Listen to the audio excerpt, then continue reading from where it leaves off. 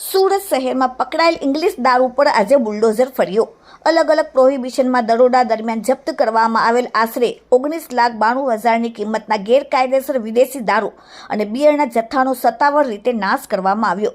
ખુલ્લા રોડ ઉપર હજારો બોટલો ગોઠવી તેના પર ભારી ભરખમ રોડ રોલર ફેરવીને તમામ માલ સામાનનો સ્થળ પર જ સફાયો કરી દેવામાં આવ્યો।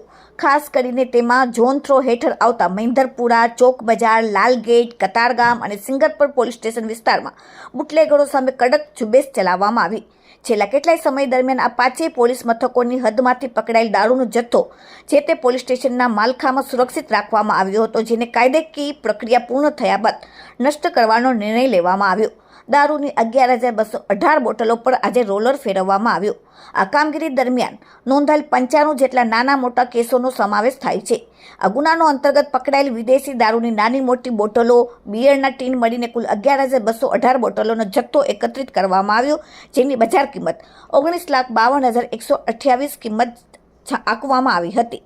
જપ્ત કરાયેલ દારૂના જથ્થાનો નાશ કરીને પ્રક્રિયા ખૂબ જ કડક નિયમો અને પારદર્શિત કરવાની હોવાથી કાયદાકીય જોગવાઈ અનુસાર કમિટીની રચના કરવામાં આવી।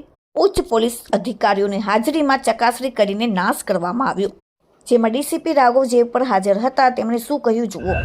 सूरत सिटी जोन 3 विस्तार में जितने पुलिस स्टेशन हैं, चौक बाजार, लालगेट, महेंद्रपुरा, कतरगाम और सिंगरपुर, उसका जो दारू मुद्दा माल है उसके नाश की प्रक्रिया चल रही है, जिसमें कि टोटल 95 केसेस, 11,218 जितनी बॉटल्स जिनका वैल्यू 19,52,128 रुपये जितना है, उसका नाश किया जा रहा है। रिक्वायर्ड कोर्ट परमिशंस के बाद, डॉक्यूमेंटेशन करने के बाद कंसर्न अधिकारियों की उपस्थिति में जो दारू मुद्दा माल है उसका नाश चल रहा है।